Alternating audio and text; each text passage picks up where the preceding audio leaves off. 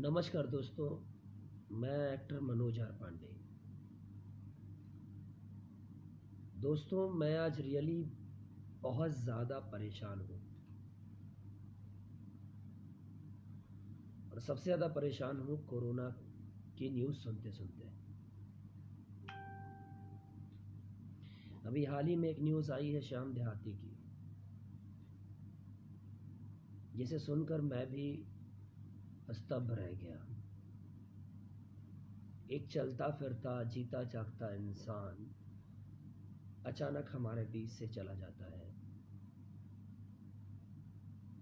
और हम और आप कुछ भी नहीं कर पाते,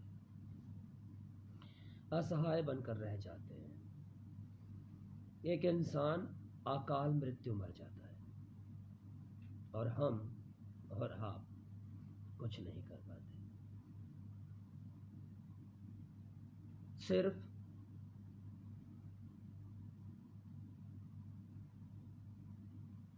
खुद को सांत्वना देते रह जाते हैं।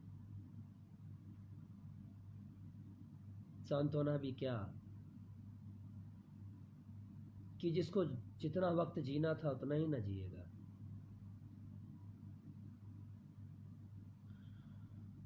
माफ करना दोस्तों, पर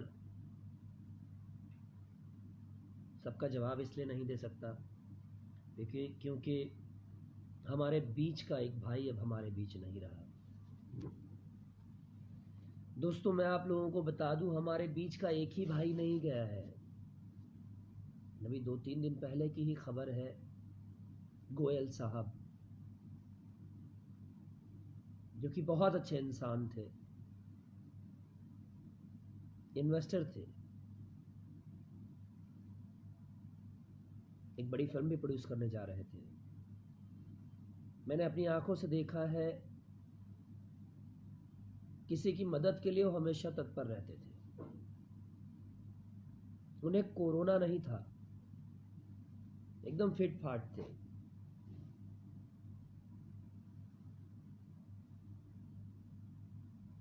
एडवांस में गोयल साहब ने कोरोना का इंजेक्शन ले लिया, इस उम्मीद पर। कुछ लोगों ने मना भी किया कि मत लीजिए, आप फिट हैं, क्यों लेने जा रहे हैं। पर फिर भी उन्होंने कोरोना का इंजेक्शन लिया, कोविड-19 का इंजेक्शन लिया कि आगे वो सुखी जीवन व्यतीत कर सकें, स्वस्थ रह सकें। पर अगले दिन ही उनको बुखार आ जाता है। वो टेस्ट कराने जाते हैं, बुखार चेकअप कराने जाते हैं, पता चलता है उन्हें कोरोना पॉजिटिव बता दिया जाता है। हॉस्पिटल में भर्ती ना करने के लिए भी आसपास के लोग मना करते हैं, यार दोस्त मना करते हैं, पर फिर भी फैमिली वाले उन्हें हॉस्पिटल ले जाते हैं। और 2 दिन बाद उनको मरा हुआ घोषित कर दिया जाता है। बीएमसी वाले उनकी लाश ले जाते हैं, खेल खत्म। वो इंसान जिसे हम कहते थे गोयल साहब कहाँ हैं, जी मनोज जी बस अभी 1 घंटे में आ रहे हैं, वो गोयल साहब हमारे बीच नहीं रह जाता है।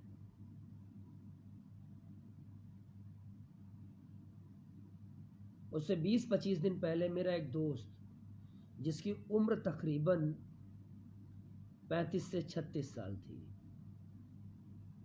जीतू मोरे, जीतू राजपूत, उसके भी मरने की खबर आती है। मुझे 7-8 दिन बाद उसके मरने की खबर आती है। जो रात के 2 बजे भी खड़ा होकर मेरा इंतज़ार करता था, कहाँ है मेरी जान, कहाँ है दोस्त, मैं टेंशन में हूँ, मुझे भी मिलना है तुझसे, मैं घर आ रहा हूँ। मुझे पता चलता है मेरे बीच नहीं है। वो दोस्त जिसको मैं बचपन से देखता आ रहा हूँ, जिसके साथ मैंने फाइट सीखा, जो मुझसे ये नहीं पूछता था कि तेरी गलती है या नहीं है, तुझे परेशान किया ना, चल मैं उसे परेशान करूँगा, तुझे भूख लगी है, चल पहले खाते हैं। ऐसा ही जीतू भी था, ऐसा ही गोयल साहब थे। श्याम देहाती भी ऐसा ही था। अब मैं नहीं बोल सकता श्याम देहाती कहाँ हो, कल आ जाओ, एक मुखड़ा लिखना है। अब मुखड़ा क्या, अब वो अंतरा भी नहीं दे सकता, वो अंतराल में चला गया। और हम और आप नपुंसक की तरह बैठे हैं, कुछ नहीं कर सकते। मैं ये नहीं कहता कि हम किसी की मृत्यु रोक सकते हैं, पर किसी को अकाल मृत्यु मरने से तो रोक सकते हैं ना।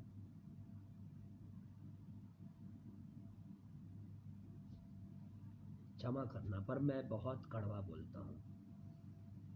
नीम और करेला बहुत कड़वा होता है, पर किसी का नुकसान नहीं करता।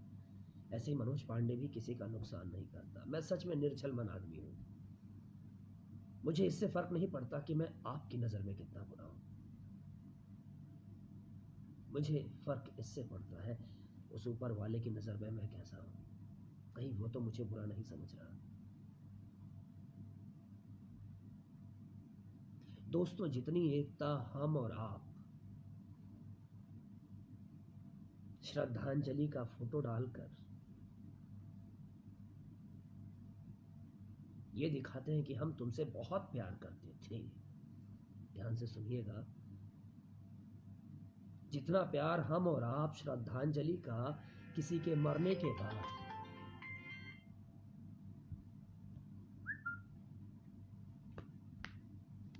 फोटो डालकर दिखाते हैं कि हम आपसे बहुत प्यार करते थे।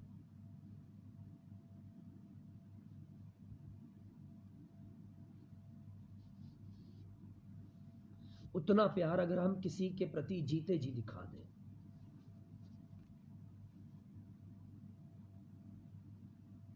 तो शायद उसका नेम फेम बहुत बड़ा हो जाएगा, उसके पास बहुत सारे पैसे भी आ जाएंगे,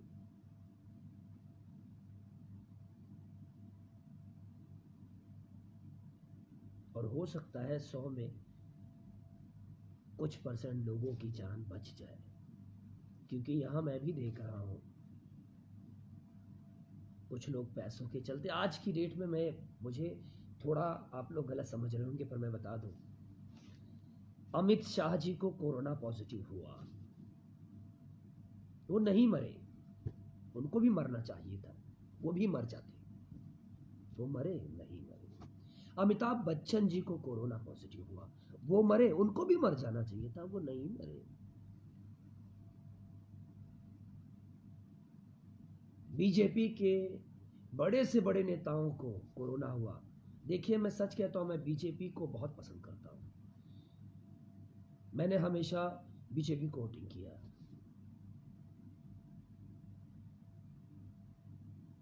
खुल के वोटिंग किया। बड़े से बड़े उद्योगपति हैं, बड़े से बड़े नेता हैं, उनको कोरोना हो रहा है, वो बच जा रहे हैं। अक्षय कुमार को कोरोना पॉजिटिव हुआ, वो भी बच गए। गोविंदा जी को कोरोना पॉजिटिव हुआ, वो भी बच गए। दिनेश लाल यादव जी जो हमारे यहां पर, उनको भी कोरोना हुआ, वो भी बच गए। सब बीजेपी के लोग ही बच जा रहे हैं, सब बड़े नेता ही बच जा रहे हैं। तो इसका मतलब असली कोविड का जो इंजेक्शन है, जो दवा है, वो आप ही के लिए बनी है भाई, बाकी आम इंसान के लिए नहीं बनी है। क्यों मर गया गोयल साहब, क्यों मर गए? कितने लोगों के नाम गवाओ, मैं तो सिर्फ 1-2 नाम बोल रहा हूं। मैं किसी पे लांछन नहीं लगा रहा हूं, मैं सिर्फ सवाल कर रहा हूं। और मैंने जिसके भी नाम लिए, वो आप बुरा मत मानो, आप सिर्फ एक माध्यम हो, मैंने सिर्फ आपको एग्जाम्पल के तौर पे रखा है। आप क्यों बच गए? शायद आपको अच्छी फैसिलिटी मिली होगी दवा की, आप बच गए। एक डीएम के पास इंसान जाता है तो तुरंत उसका कोविड का चेकअप होता है, तुरंत रिपोर्ट आ जाती है, फिर लोग अंदर जाते हैं। तो डीएम के वक्त ही ऐसी चीजें क्यों? डीएम इंसान है कि आम इंसान इंसान नहीं है? मैं किसी एक के लिए नहीं बोल रहा हूं, मैं सबके लिए बोल रहा हूं।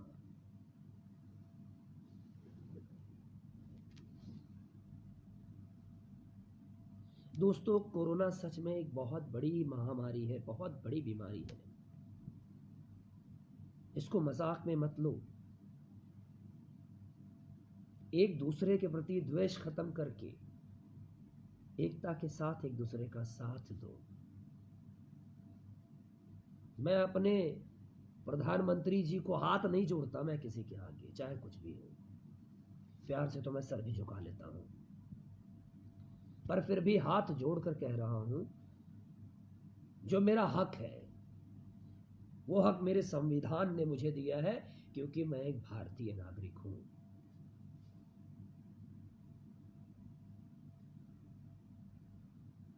जो ट्रीटमेंट आप लोगों को मिल रही है वो एक आम इंसान को क्यों नहीं मिल रही है?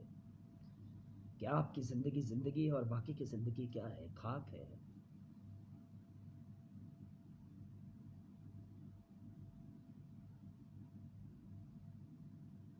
किसी की जान पर जब कोई बात आती है ना, तब इंसान गलत कदम उठाता है, तब घर बिखर जाता है, समाज बिखर जाता है, देश बिखर जाता है।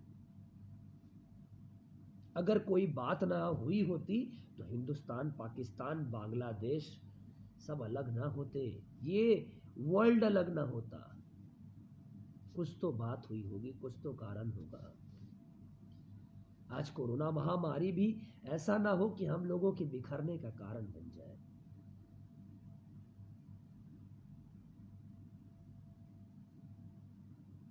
मैं अपने माननीय प्रधानमंत्री जी से, अपने राष्ट्रपति जी से, अपने देश के हर नेता से जो अपने आप को तोप समझता है, जो बड़े बड़े भाषण देता है, फिर वो चाहे नरेंद्र मोदी जी हो, चाहे योगी जी हो, चाहे केजरीवाल हो, चाहे अमित शाह हो, चाहे अखिलेश यादव हो, चाहे उद्धव ठाकरे जी हो, चाहे राज ठाकरे जी हो,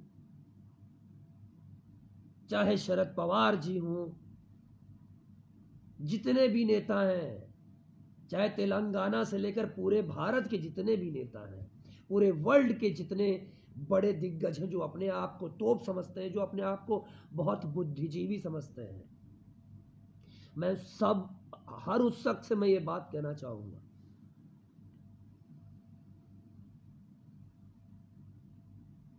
कि मेहरबानी करके जितना वक्त आप लोग अपने इलेक्शन में दे रहे हैं, उतना वक्त आप लोग इस महामारी के इलाज में दे दीजिए। क्योंकि हम अपनों को खोने से डरने लगे हैं। डरने क्या लगे हैं, डर गए हैं।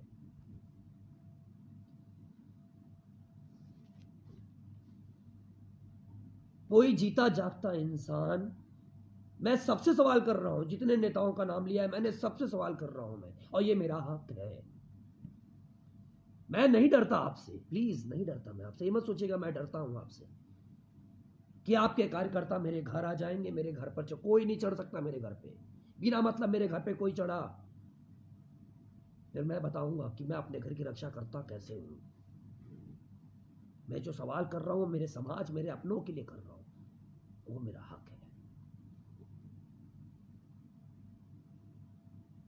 जिस दिन किसी बड़े नेता का, बड़े बिजनेसमैन का बेटा बेटी या वो खुद मरेगा, उस दिन देखना अपने आप इंजेक्शन बन जाएगा, अपने आप दवा यूं यूं मार्केट में आ जाएगी। संविधान के रूल्स भी बदल जाएंगे।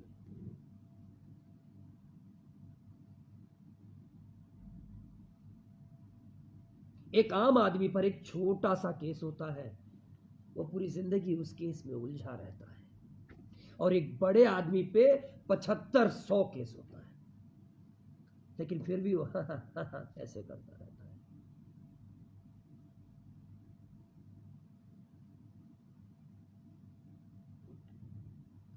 मैं आप सबसे एक रिक्वेस्ट करता हूं, एक सवाल करता हूं। एक जीता जागता, चलता फिरता, बोलता हुआ, हंसता हुआ इंसान जो इस उम्मीद पर है कि मैं अभी काफ़ी उम्र जीऊँगा, काफ़ी लंबी उम्र जीऊँगा, मेरे परिवार के लिए मुझे बहुत कुछ करना है, वो अचानक कैसे मर जाता है। कोविड इतना स्ट्रांग नहीं है कि 2 दिन में मर जाए कोई। मैं खुद कहता हूं, आओ मुझे कोविड का इंजेक्शन दो, कोविड पॉजिटिव का मुझे इंजेक्शन दो, मैं आपके सामने रहूंगा, खुले बीच में रहूंगा। मैं 2 दिन में अगर मर गया, मैं आपकी गुलामी कर लूंगा। ये मेरी ह्यूमैनिटी बोलती है, ये मेरी ह्यूमैनिटी बोलती है। एक जीता जागता चलता फिरता इंसान तुरंत नहीं मर सकता। इतना स्ट्रांग अगर कोरोना होता तो ट्रेन में जो खचाखच भर के लोग जा रहे हैं, तुरंत चिपकते सब मरते चले जाते। पता चले आज ट्रेन में सब मिले, 2 दिन के अंदर उस ट्रेन में जितने लोग थे सारे मर जाते। कोरोना की जो स्पीड दिखाई जा रही है वो कोरोना की स्पीड नहीं है। मैं भी कोई पागल नहीं हूं।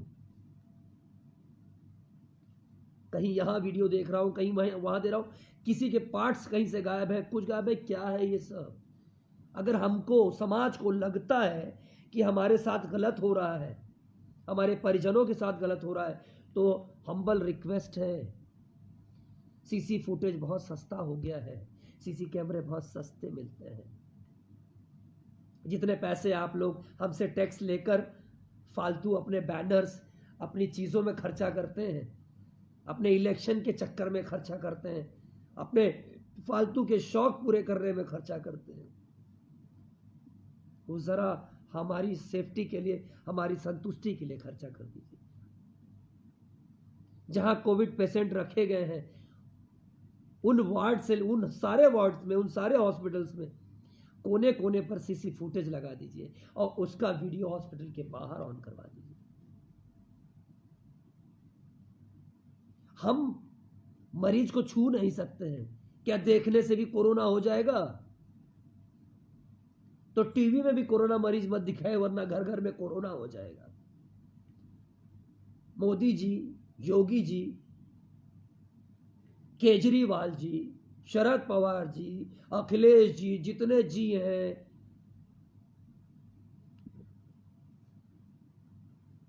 उद्धव ठाकरे जी, सब जी, राज ठाकरे जी, सारे जी से एक रिक्वेस्ट है कि प्लीज, अगर वीडियो देखने से कोरोना हो जाता है तो सब सैटेलाइट भी बंद कर दीजिए, क्योंकि उससे भी कोरोना हो जाएगा ना। आपको हमारा दर्द नहीं समझ में आ रहा है।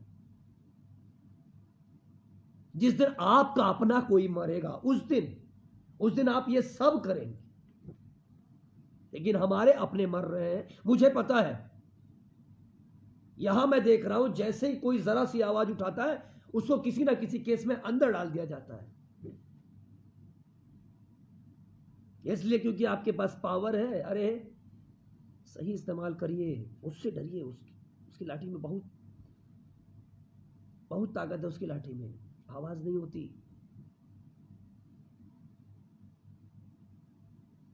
वो राजा राजा क्या, जिसकी प्रजा सुखी ना हो। कैसे राजा हैं आप? अरे घटिया राजा हैं आप। आपकी प्रजा सुखी नहीं है, बहुत दुखी है। आपको क्या है, घर में दाल चावल बैठकर मिल रहा है ना, एक पेमेंट आ रही है ना। लॉकडाउन ऐसा है तो ये बोलकर, ये तो है नहीं कि आपको पगार ना मिले। आप कभी सोचे, जो रोज कुआं खोदता है, रोज पानी पीता है, वो क्या खाता होगा, क्या पीता होगा? कभी सोचा है आपने? लोग हॉस्पिटल जाने से डरने लगे हैं। लोग कहते हैं घर में काढ़ा पी लेंगे और फिर हम जिंदा जी लेंगे, हम जी लेंगे। और सही में ऐसा हो रहा है। गोयल साहब के साथ ही हमारे एक और भाई, इंडस्ट्री के काफी बड़े आदमी, डायरेक्टर है, प्रोड्यूसर है, एसोसिएशन के बहुत बड़े मेंबर हैं। सेम डे उन्होंने भी कोविड का इंजेक्शन लिया था, उनको भी बुखार आया। उनको भी जब जांच करने गए, पता चले पॉजिटिव बता दिया गया। वो घर में ही क्वारंटाइन हो गए, या हमारे यार दोस्तों की आपस की बात माने क्वारंटाइन हो गए, घर में ही वो ठीक हो गए, वो जिंदा है।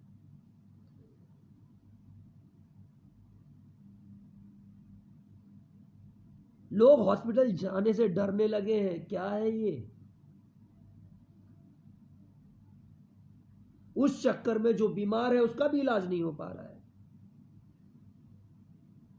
बीच में भी ऐसा ही हाल था, वेंटिलेटर पर रखकर बिल बनाया जाता था। जब हम लोगों ने थोड़ी आवाज उठाई तो केजरीवाल जी ने एक अच्छा डिसीजन लिया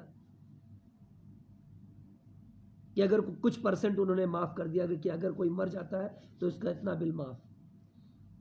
जब बिल माफ हो जाएगा, डॉक्टरों को कुछ नहीं मिलेगा तो मजबूरी में वो बचाने की कोशिश करेगा। पर यहां तो ये कह दिया गया, मुझे नहीं पता पर लोगों से मैं भी सुन रहा हूं कि 3 लाख रुपए कुछ मिल रहा है। वो क्या है रूल, क्योंकि इतना वक्त मेरे पास भी नहीं है कि मैं आपके सारे रूल पढ़ पाऊं। अपना घर चलाने से फुर्सत नहीं मिलती है। ये राजकरण गजकरण है। फिलहाल दूर ठीक हो।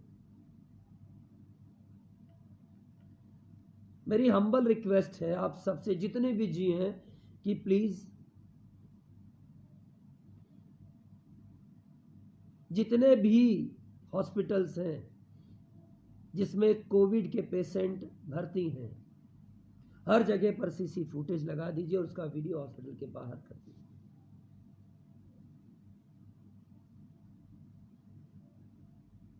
कम से कम हमको पता तो चले, हम अपनों को देख तो सकें, हम शंका में तो ना रहे कि कहीं हमारे हस्बैंड, हमारे पिता, हमारे दादाजी, हमारा भाई, हमारा बेटा जी सकता था, कहीं गलती से उसे मार तो नहीं गया।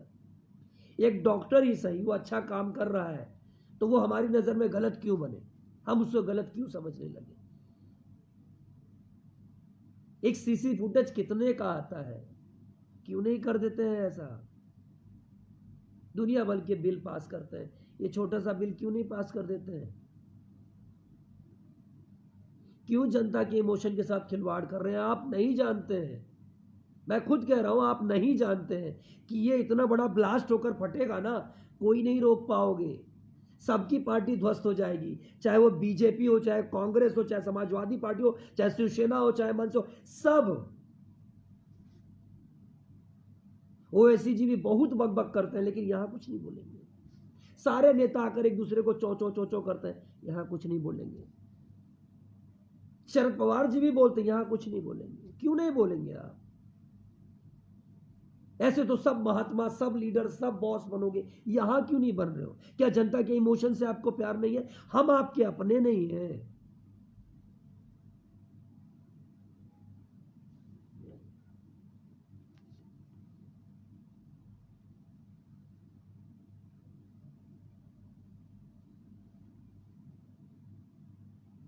जब दवा नहीं थी तब इतना टेंशन होता तो ठीक था, अब तो दवा है, सब कुछ है। एक सीसी फुटेज के लिए हमको क्यों नहीं संतुष्ट कर दे रहे हैं आप। क्यों छोटा सा बिल नहीं पास कर दे रहे हैं। आप लोग कह रहे हैं लॉकडाउन करते हैं, लॉकडाउन करते हैं। लॉकडाउन का क्या अर्थ बता रहे हैं आप, कि लोग एक दूसरे से ना मिले, फिर भी आपने ट्रेनें छोड़ दी कि जाओ लोग अपने अपने घर जाओ, और फ्री ट्रेनों में खचाखच खचाखच सबको भर दिया है। अगर कोरोना महाराष्ट्र में ही है, मैं महाराष्ट्र में रहता हूं, मुंबई में, गलत नहीं कह रहा हूं, सही कह रहा हूं। अगर कोरोना महाराष्ट्र में ही है तो महाराष्ट्र की पब्लिक को क्यों यूपी जाने दे रहे हैं। इसलिए कि यहां का कोरोना यूपी में भी जाके मारे। मैं खुद मनोज आर पांडे, अगर मुझे पॉजिटिव है तो मैं जाकर अपने परिवार को भी मार दूं। कोई बेटा, कोई भाई, कोई पिता, कोई बाप ये नहीं चाहेगा कि मेरी वजह से मेरा परिवार मर जाए। अगर कोई चाहेगा तो वो बहुत बड़ा नामर्द होगा, वो बहुत बड़ा स्वार्थी इंसान होगा, सेल्फिश होगा वो।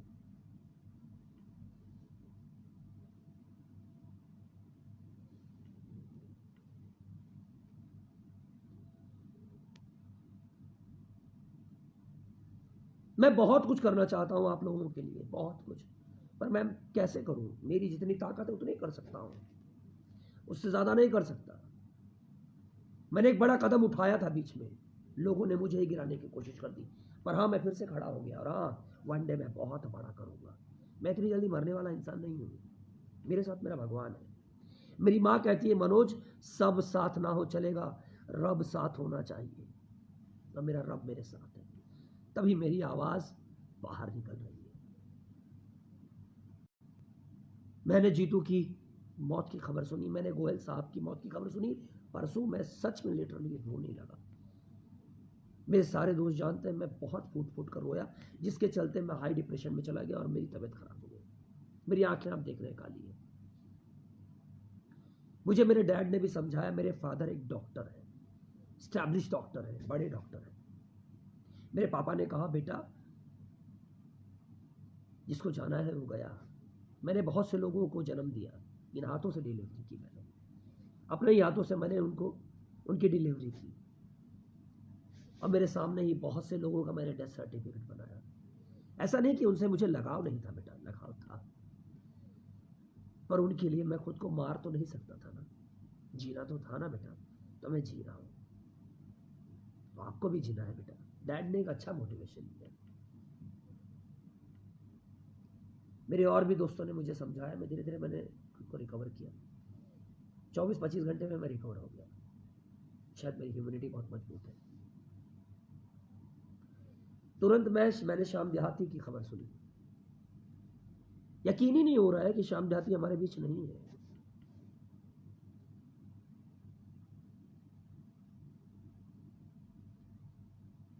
किसी का भी मरना मुझे अच्छा कभी नहीं लगता। मैं तो ये चाहता हूं यार किसी को बुखार भी ना आए भाई।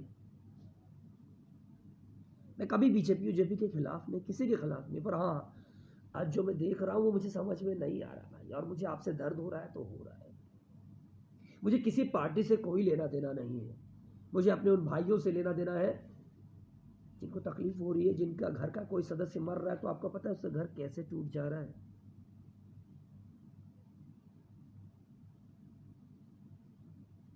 एक प्राइवेट सेक्टर का आदमी क्या खा रहा है, आपने कभी सोचा? डाटा डाटा डाटा, अरे यार आटा आटा चाहिए, आटा डाटा नहीं चाहिए भाई।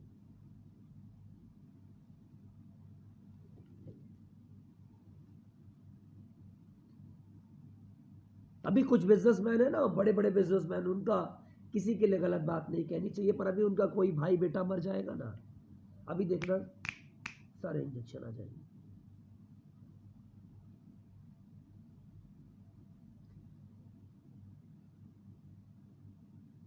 किसी की हाय मत लो यार, कुछ नहीं मिलेगा। हम्बल रिक्वेस्ट है मेरी ऑल गवर्नमेंट से, दे दो सीसी फुटेज दे दो, एक बिल पास कर दो। और ये चुनाव रोज आप करते हैं। हम हर एक आज मैं खुल के एक बात पूछना चाहता हूं, मेरे माननीय प्रधानमंत्री जी से भी एक बात पूछना, तो मैं आपकी बहुत इज्जत करता हूं, मैं अमित शाह जी आपकी भी बहुत इज्जत करता हूं। आप election election election election election कितना चक्कर मारेंगे? हम आपके इलेक्शन से थक गए हैं, नहीं झेल पा रहे हैं। हम इस उम्मीद पर जीते हैं कि ये इलेक्शन खत्म होगा फिर हमारा अच्छा टाइम चालू होगा, ये खत्म होगा। इलेक्शन खत्म ही नहीं होता आपका, कभी यहां दौरा कभी वहां दौरा, तो आप जब इलेक्शन ही लड़ते रहेंगे तो हमारे लिए कब काम करेंगे?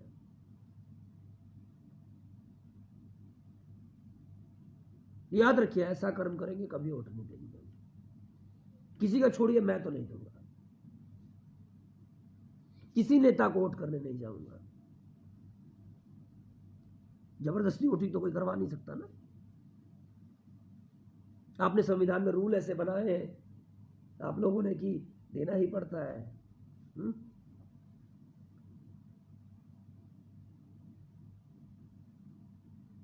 एक ही दिन क्यों नहीं वोटिंग रख देते, उसी दिन प्रधानमंत्री का भी हो, उसी दिन कुछ ऐसा करिए ना। अब जब ईवीएम सिस्टम है तो बटन दबाते चले जाए सारे लोगों के, और सबको वोटिंग मिलती चली जाए। कम से कम हमको छुटकारा तो मिलेगा। हमको पता होगा 1 महीना खाली वोटिंग में देना है, जैसे कोरोना में 1-1.5 साल दिया, ऐसे 1 महीना खाली वोटिंग में देना है। 5 साल तक तो फुर्सत रहेगी। ऐसा कर दीजिए ना, जो बार बार चुनाव के खर्चे हो रहे हैं, जो फालतू के पैसे उड़ रहे हैं, अगर किसी आज मेरा पैसा उड़ गया तो जब उड़ गया तो कहीं और से तो पैसा लाना पड़ेगा ना, तो उस चक्कर में किसी और की तो जेब काटनी पड़ेगी ना। तो ये सारे लोगों के पर लागू होता है। जब आपका पैसा किसी इलेक्शन में उड़ जाता है तो उस पैसे की रिकवरी के लिए किसी ना किसी को परेशान करते हैं, किसी ना किसी का जेब काट दें तो वो पैसा आता है। ना खर्चा होगा, ना जेब कटेगी, ना कोई दुखी होगा। तो एक ही बार इलेक्शन कर दीजिए ना, ये कैसा बिल पास कर दीजिए, रोज रोज क्यों?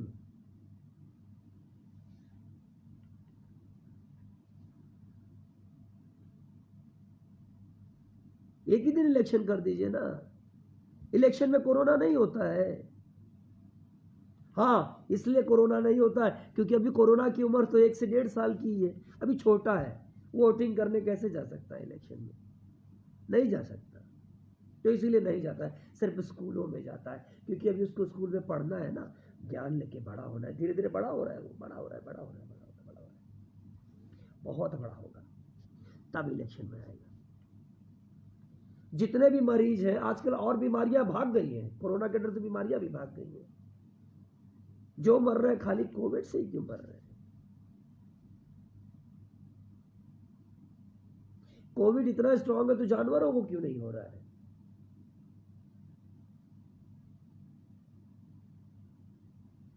ज्यादातर 2 दिन में वही लोग मर जा रहे हैं जो अस्पताल जा रहे हैं। इसका क्या मतलब समझे? इसका क्या तात्पर्य?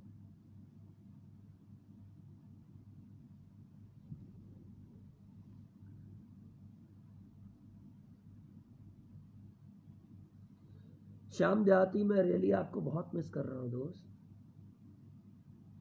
आप जहां भी रहें, ईश्वर आपको सुखी रखे, क्योंकि आपको खोने के बाद आपका परिवार बहुत दुखी है, हम भी बहुत दुखी हैं। हमारे पास इसके अलावा कोई शब्द नहीं है कि ईश्वर आपकी आत्मा को शांति दे। जबकि सच्चाई तो ये है ना कि आपकी आत्मा को शांति तब मिलती जब आप अपने परिवार के साथ होते, उसके साथ हंस खेल रहे, उसके साथ हंस खेल रहे होते हैं। इंसान का क्या है, वो तो कह देता है भगवान आपको, आपकी आत्मा को शांति दे। अरे यार, आप खुद से पूछिए ना, आपको शांति कब मिलती है? अपने परिवार से दूर होकर या अपने परिवार के पास आकर?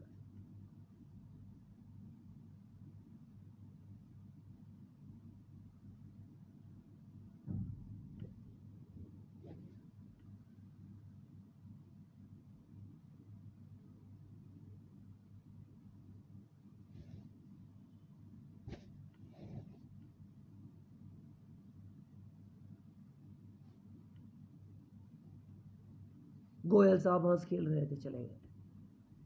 जीतू एक फिट इंसान था, वो भी चला गया।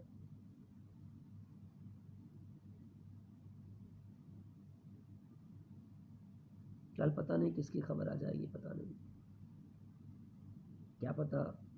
मुझे पता है मैं नहीं मरूंगा इतनी जल्दी, पर फिर भी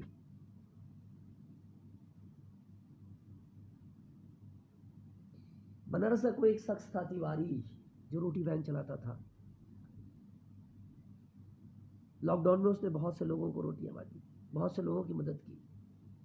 शादी ब्याह में जो खाना बच जाता है, वहां से वो बंदा खाना इकट्ठा करके उस खाने को बांटा करता था। मैंने उसका एक वीडियो देखा, उस बंदे का, जो अब इस दुनिया में नहीं रहा। महादेव का नारा लगाते हुए घूमता था बंदा।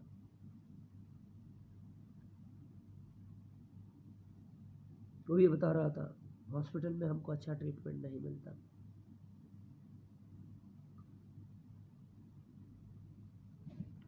इंसान की कीमत करो यार, तुम भी इंसान हो।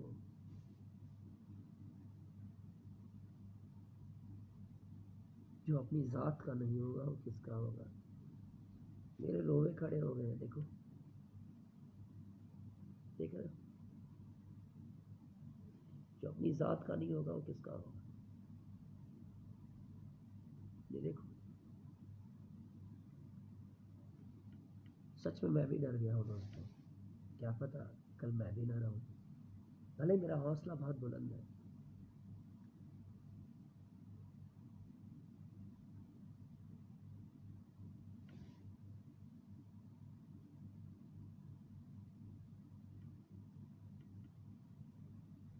बहुत कुछ करना चाहता हूँ आप लोगों के लिए, पर जितनी क्षमता उसके आगे नहीं कर सकता। मेरे पास 100-200 करोड़ रुपए नहीं है। मैं कहीं भी खड़ा हो जाऊं,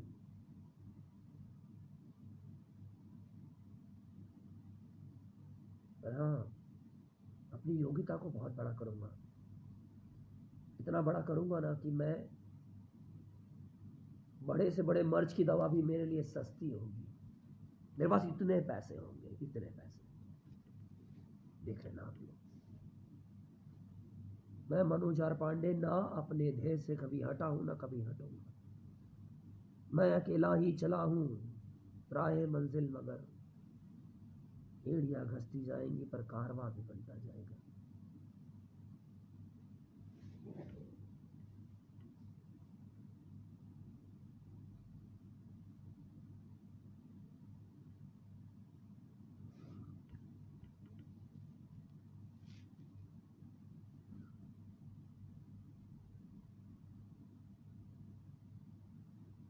माफ करना दोस्तों, आज मैं किसी का जवाब नहीं दे पा रहा हूं, पर शायद मैं जो बोल रहा हूं उस सबका जवाब है।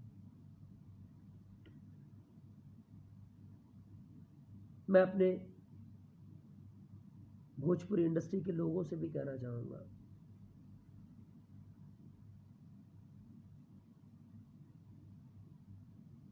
किसी के मरने के बाद जितनी श्रद्धांजलि देकर उसको प्यार जताते हो ना, ये दिखाते हो कि मैं आपका बहुत अपना हूं, मेरा आपसे बहुत लगाव है। किसी के जीते जितना प्यार दिखा दो, तो 1-2 साल में ही पूरी जिंदगी जी लेगा। 1-2 साल में उसको सारी खुशियां मिल जाएंगी, क्योंकि आज की खुशियां तो पैसों पर मिलती है ना। और आपका इतना शेयर, इतना प्यार किसी को भी स्टार बना देगा। उसके पास बहुत सारे पैसे आ जाएंगे, तो ये प्यार उसके जीते जी दिखा दो।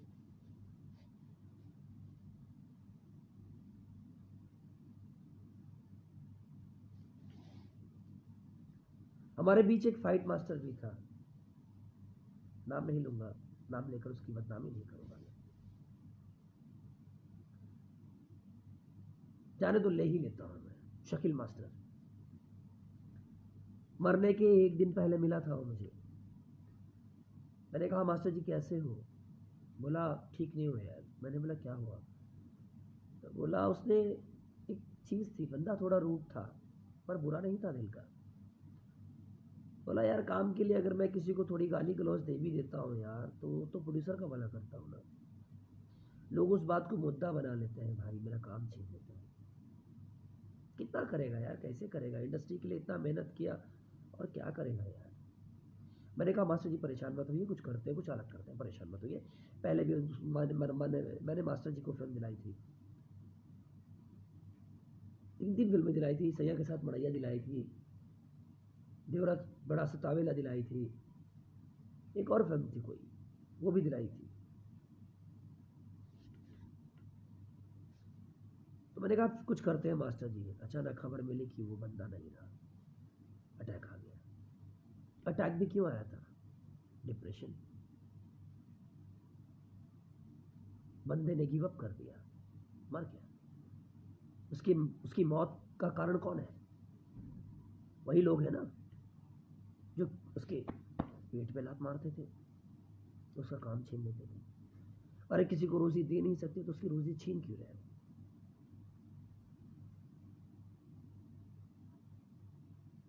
आज आदमी कोरोना से भी उतना नहीं डर रहा है जितना अपनी रोजी रोटी खोने से डर रहा है। भूख इंसान को कहां नहीं भेज दे रही है। लोग उनके खाने के लाले हो गए हैं और नेताजी को अपने इलेक्शन से फुर्सत नहीं है। अरे डूब मरो चुल्लू भर पानी में, जितने नेता हो सब डूब मरो। इलेक्शन में जो होशियारी, जो पैसे खर्च कर रहे हो, वो अगर इन गरीबों में क्या होगा यार, गरीबों में खर्च कर दो ना, उन अपने इन भाइयों में खर्च कर दो ना जो भूखे हैं। वोटिंग के वक्त प्राइवेट सेक्टर गवर्नमेंट सेक्टर एक लगता है, वोटिंग खत्म होते ही प्राइवेट सेक्टर की वैल्यू नहीं होती। प्राइवेट सेक्टर वालों को क्रेडिट कार्ड नहीं मिल सकता, गवर्नमेंट सेक्टर वालों को सब मिलता है। क्यों भाई? कहाँ लिखा है कि किसान का बेटा किसान ही बनेगा, खाद किसान को ही मिलेगा? कहाँ लिखा है? इनकी गारंटी है, इनकी गारंटी नहीं है। क्यों भाई, ये सब क्या है?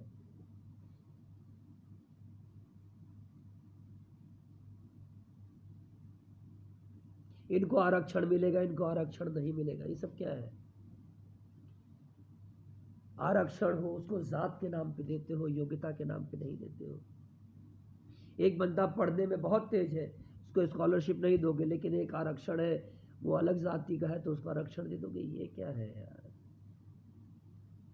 भले वो दिन भर चरस पीता हो, गांजा पीता हो, और एक बेचारा दिन भर ट्यूबलाइट में मेहनत करता है, पर नहीं दोगे क्योंकि जात धर्म इसका फर्क करके बैठे हो आप। इस देश को ना खुद ही बांट दिया है आप लोगों ने, सिर्फ अपने स्वार्थ में। बहुत सुखी देश था ये। तुम मुझे चावल दे दो, मैं तुम्हें दाल दे दूंगा। तुम मुझे ये दे दो, मैं तुमको वो अनाज दे दूंगा। सब सुखी थे। नोट बनाओ, ये करो, फंसा दिया यार आप लोगों ने। मुझे भी समझ में नहीं आ रहा, अब तो ये भी समझ में नहीं आ रहा कि मैं क्या बोल रहा हूँ।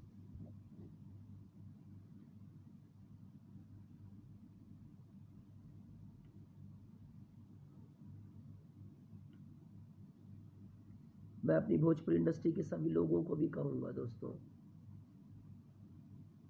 आपस में एकता रखो, एकता का परिचय दो।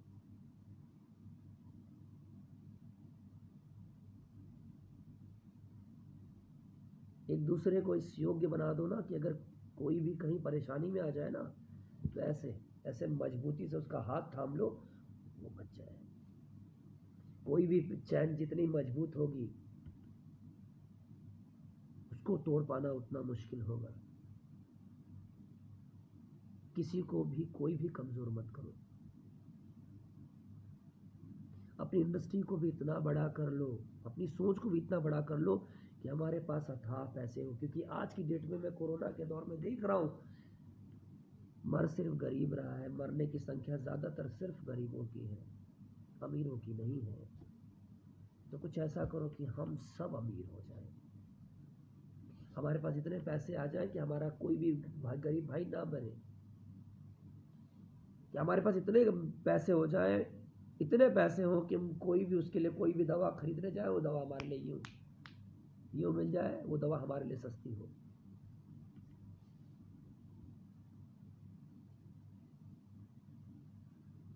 हीरो खाली नाम के लिए मत बनो यार, काम के लिए बन जाओ।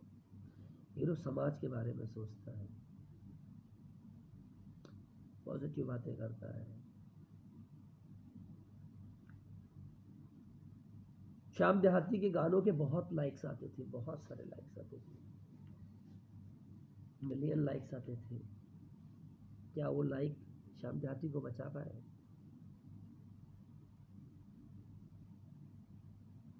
नहीं बचा पाए। यहाँ बहुत से लोग हैं जो लाइक लाइक लाइक पे पड़े रहते हैं। कुछ ऐसा करो ना कि गाने को छोड़कर लोग आपको लाइक करें, आपसे प्यार करें।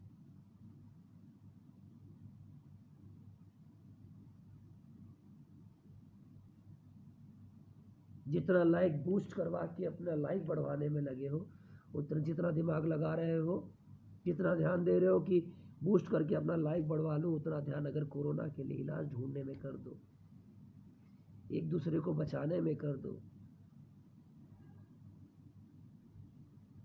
तो शायद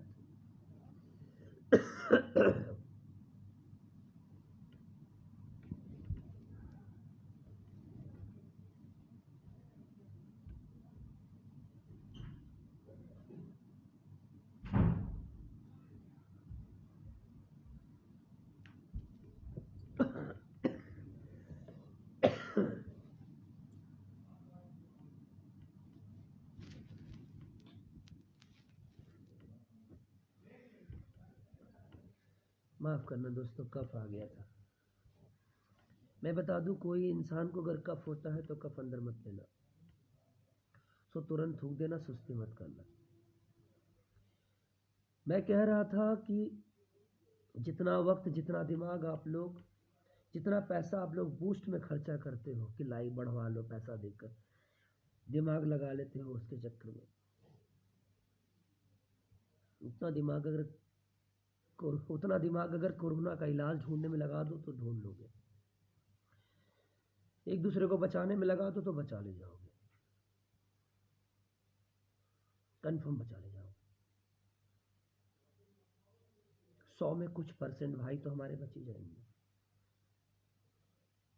पर ये आप तब तक नहीं समझोगे ना जब तक आपके घर का कोई एक सदस्य मरेगा नहीं।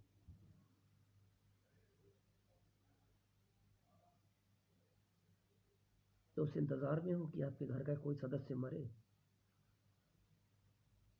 अरे मूर्ख, अरे पागल, अब तो सुधर जाओ, बचा लो आपके अपनों को, सुधार लो खुद को। इंसान क्या नहीं कर सकता। ईश्वर ने भी माना है कि इंसान के पास बहुत शक्ति है, बहुत दिमाग है। लगाओ अपने दिमाग को, कर सकते हो आप लोग। मैं भी कोशिश कर रहा हूँ, आप लोग भी कोशिश करो। गिने मैं गलत लगता हूँ वो मुझे गलत समझ ले, मुझे कोई फर्क नहीं पड़ेगा, क्योंकि मेरी अंतरात्मा मुझे सही मान रही है। मैं अपनों से प्यार करता हूँ और हमेशा करूँगा। मैं तुम्हें बहुत मिस कर रहा हूँ श्याम देहाती, मेरे दोस्त, मेरे भाई, गोयल साहब, जीतू। मैं रियली तुम लोगों को बहुत मिस कर रहा हूँ दोस्त। मुझे यकीन नहीं हो रहा कि आप लोग मेरे बीच नहीं हो। I really miss you, I really miss you. मेरे जो भी भाई बीमार हैं, मुझे बहुत खुशी हुई, बहुत दुख हुआ जब मैंने सुना कि दिनेश लाल यादव पॉजिटिव हो गए। मुझे बहुत दुख हुआ, मुझे बहुत दुख हुआ। मैंने प्रे किया भगवान से कि जल्दी ठीक हो जाए। अमरपाली का सुना, मुझे बहुत, जिनको जिनको मैं जानता हूँ, मैंने सबके लिए, जो जो भी बीमार हो रहे हैं, मेरे सबके लिए है मेरे दिल में। नाम मैं सिर्फ इसलिए ले रहा हूँ क्योंकि एक एग्जाम्पल होता है जो मैं एग्जाम्पल दे रहा हूँ। गोयल साहब का सुना, अंदर से अजीब सा लगने लगता है।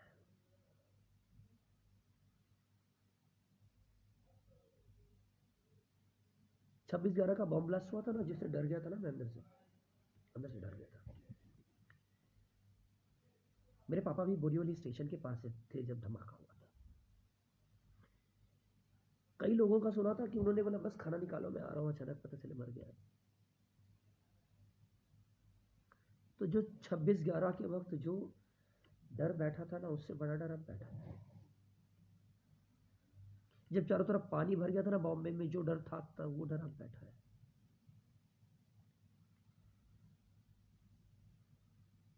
अपना ख्याल रखिए, खुद का ख्याल रखिए, परिवार का ख्याल रखिए, अपने आसपास के लोगों का ख्याल रखिए।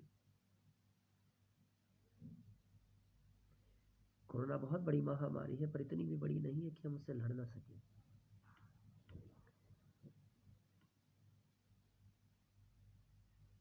और एक चीज और कहूंगा, अगर राजकारण के चक्कर में इस वायरस को यहाँ वहाँ फैलाया जा रहा है या कुछ किया जा रहा है, तो प्लीज यार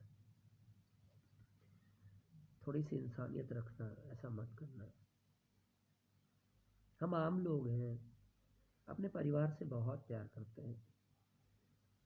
हमको खाना पानी कुछ नहीं चाहिए, लेकिन हमारा परिवार हमको हमारे साथ चाहिए। उससे हमसे मत छीनना, प्लीज मत छीनना। मजबूर मत करना कि हम एक दिन बगावत कर बैठे। हम आम इंसान ही ठीक है, जीने दो हमको। तुम्हारी सत्ता तुम्हें ही मुबारक, नहीं चाहिए हमको ऐसी सत्ता।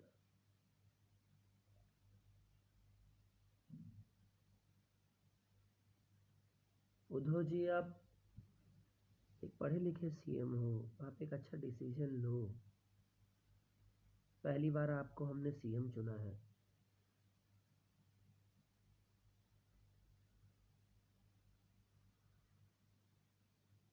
हमारी उम्मीद उम्मीदों पर खरे उतरो। आप भी बाला साहब ठाकरे जी की तरह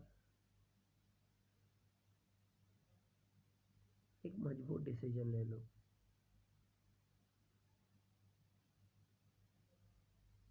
जैसे उन्हें लोग शेर मानते थे, हम भी आपको शेर मानने लगे।